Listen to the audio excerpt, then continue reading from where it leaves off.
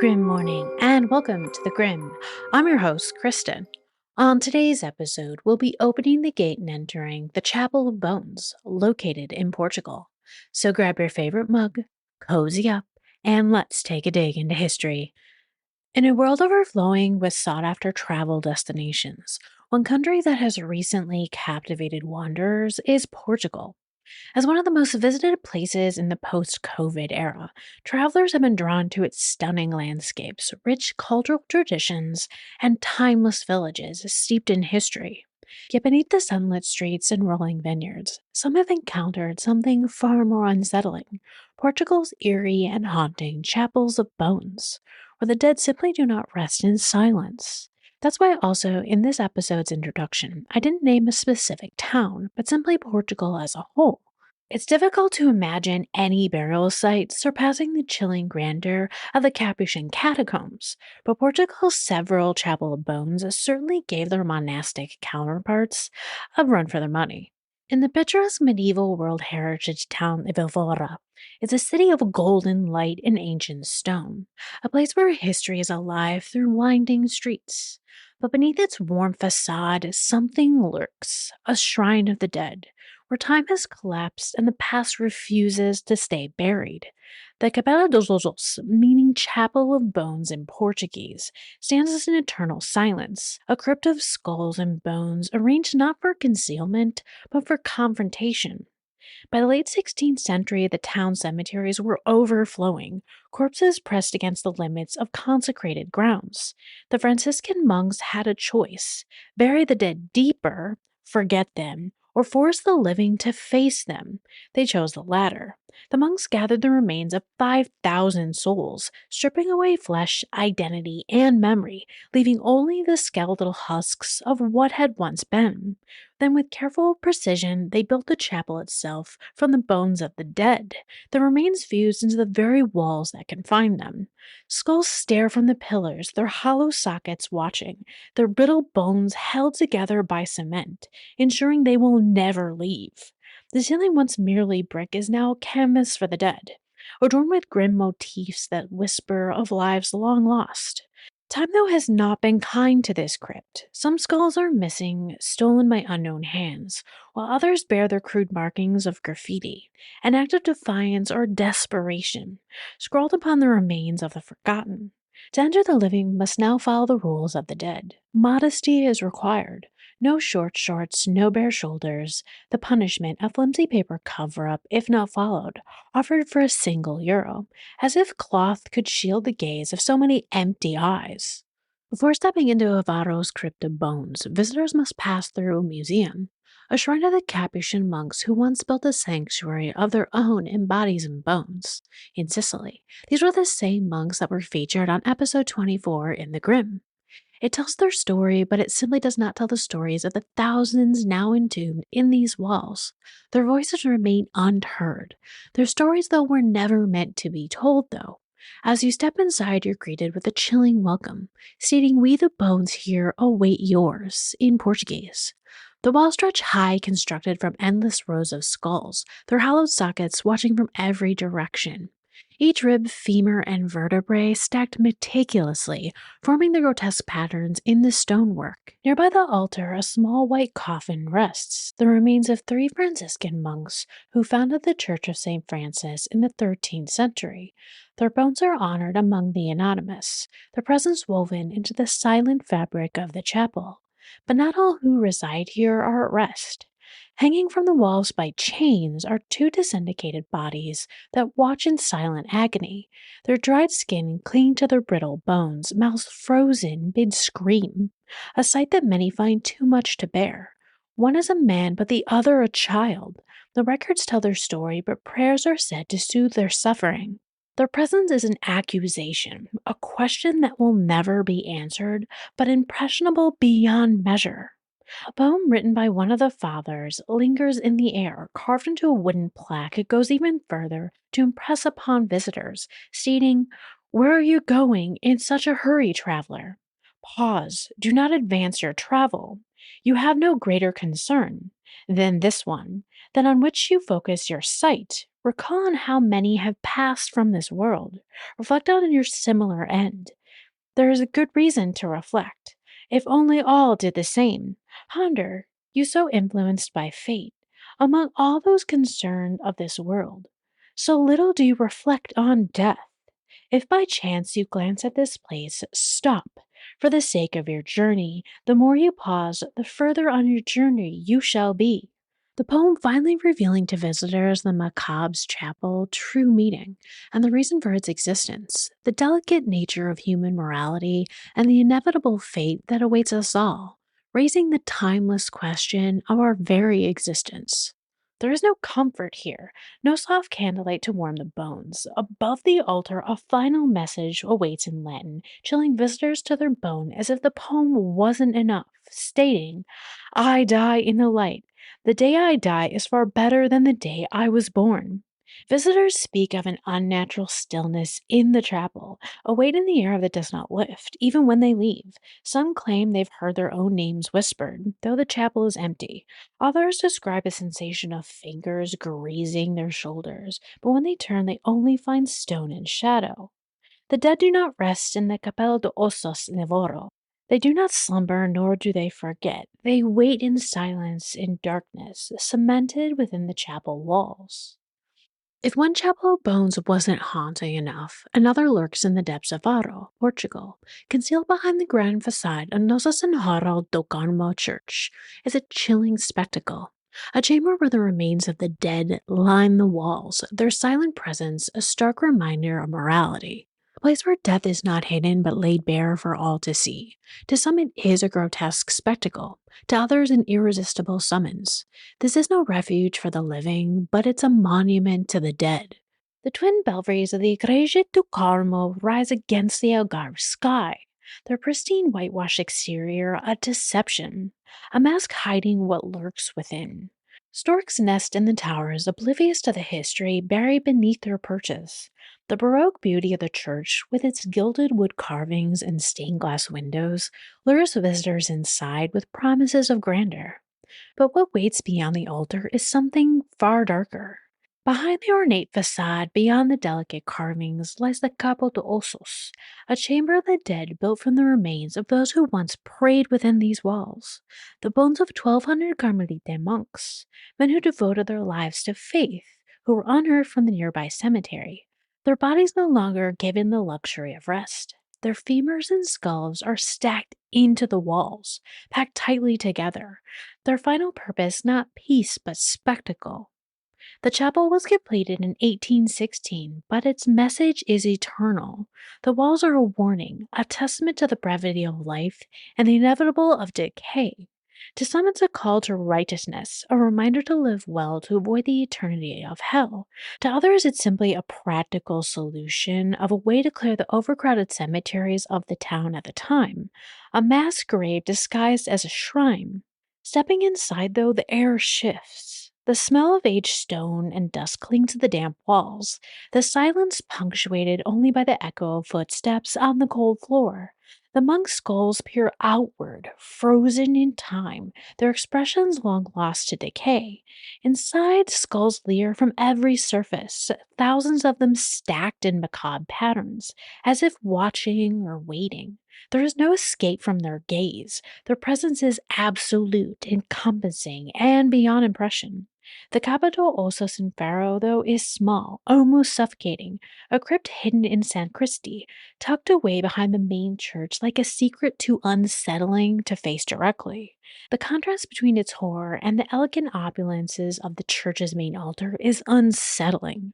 The walls of Nostro Sadoro de Carmo gleam with gold, intricate carvings wrapping around its stunning altars. The organ, majestic and towering, sings with a voice of heaven.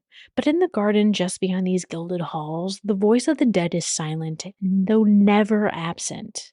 The church is a beacon in Faro's old town, its presence undeniable.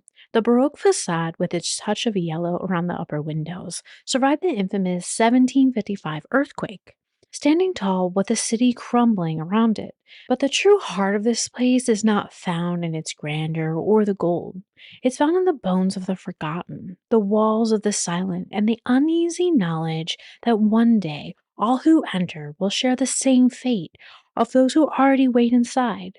A grim message also looms at the entrance, much like Évora giving a warning, saying, "Stop here and consider that you will reach this state too." Although there are no official records of hauntings, the air itself feels heavy, thick with something unseen. Some visitors swear that in its eerie silence, you can hear the faint rustling of robes. Perhaps the monks who once walked these halls have never truly left.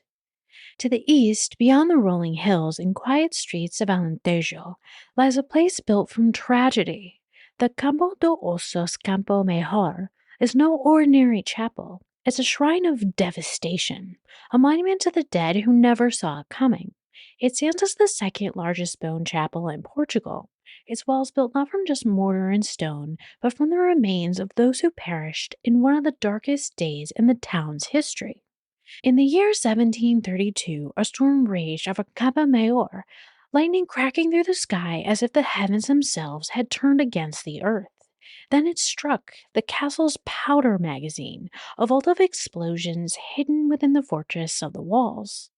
The blast was immediate, merciless, and it tore through the town with an unstoppable force, leveling homes, tearing bodies apart, and leaving little behind but fire, rubble, and silence. More than two-thirds of the town's population were erased in a single moment. Then built in 1766, the chapel was intended to serve as a reminder, a place where the dead would not be forgotten. Its walls pulse with the remains of the townspeople, their bones woven into the foundation and eternal presence among the living. The floor, now of modern stone, is the only thing new here. Everything else is what can be described as death preserved in Baroque grandeur. Two full skeletons stand framed along the sides, their empty sockets staring outward, watching. According to the legend, the bones enshrined in the chapel belong to the victims of the catastrophic explosion. Their settled remains carefully collected and preserved in solemn tribute to the town's tragic fate. But the truth tells something different, perhaps even stranger. Anthropological studies have revealed that no signs of violent impact could or can be found on the bones. There's no burns, no fractures, no evidence of bodies torn apart in the blast. The dead within the walls did not, in fact, die from fire and destruction. So then the question remains of where did they come from? The mystery lingers in the silence of the chapel. Studies suggest that the bones were exhumed from the old Igreja Matriz churchyard, moved when the town was rebuilt after the explosion. The very ground they once rested in was disturbed, scattered, their final pieces stolen. And so they were gathered and placed here within the Chapel of Bones, where they would then be never be buried again. Now the dead surrounding the living, their remains turn into spectacle, their final resting place on display for all who dare to enter. But some visitors say the air in the chapel feels too still, too heavy, as if something unseen lingers just beyond the veil. Others report sensation of being watched, even when alone. The Capela dos Ossos Campo Maior is more than a relic of the past. It's a monument of disturbance, a place where the dead were unearthed, rearranged, and left without a name, without a face, without a voice. The explosion took their homes, and time took their graves. Now they remain forever fused into the chapel walls, waiting. No ghosts walk here. Instead, there's something far worse, the weight of thousands of unfinished stories. Visitors often report a sudden sense of dread, as if something unseen lingers just beyond the edge of perception. Standing still long enough, and you may feel it too, the presence of thousands of souls staring back at you. If you haven't had your fill of the Chapel of Bones just yet, head to Monforte, a town that time has passed over, its streets quiet, its presence unassuming, but within its heart lies something far darker than the sleepy facade suggests. Hidden behind an iron gate, barely more than a closet in size, the Capela dos Ossos de Monforte is Portugal's smallest bone chapel yet. Within its cramped walls, death feels closer than ever. The chapel is no more than 5 meters long by 3 meters wide, but in this tiny space, the remains of over 600 individuals have been pressed into the walls, their skulls packed tightly together, their bones stacked and wedged into every inch available. Unlike the grandeur of Évora's ossuary or the sweeping halls of Campo Maior, Monforte's chapel offers no distance, no space to breathe. Here the dead are mere inches away, their empty sockets nearly level with the eyes of those who dare to enter. A small altar stands in the center, its flickering candles casting uneasy shadows across the crumbling skulls surrounding it. The crucified Christ looms above, silent, his gaze fixed upon the eerie arrangements of bones that now serve as his congregation. The air inside is thick, unmoving, as though time itself refuses to stir within these walls. Most visitors only glimpse the chapel from behind the iron gate, peering into its depths, but never stepping inside. Not all who come here wish to cross the threshold. Teresa Conha from the Monforte Tourism Board often finds herself unlocking the door for those curious enough to enter. They're usually very surprised, she says. Some people don't want to go in, others want to see it in detail. It is something out of the ordinary, and some people are very curious. But curiosity comes with a price. The walls feel too close, the silence too deep. Step inside, and you feel as if you become part of the chapel, trapped between the past and the present. The bones themselves tell a fragmented story. Although the chapel was built in the 18th century, its remains are much older. They're taken from the town's original cemetery, which had to be cleared to make room for the living. Expansion came at a cost, and the dead were given no choice but to move, stacked, arranged, and put on display. Inspired by the Capela dos Ossos in Évora, the people of Monforte followed the macabre tradition of the time, transforming the displaced remains into something both sacred and unsettling. The chapel stands beside an even older one, now nothing more than ruins. Archaeological work has uncovered a single skeleton buried beneath it, as though one lone soul remained behind while the others were taken away. Unlike other places where roadwork has unearthed forgotten bones, Monforte's dead have remained undisturbed, waiting. Their final resting place is no longer beneath the earth, but within these walls, kept neatly in rows, their grins frozen in silence. The town grew and the land was taken, but here in this tiny chamber of death they remain, forever watching, forever waiting. Unlike the grander chapels, this one is too small to escape from.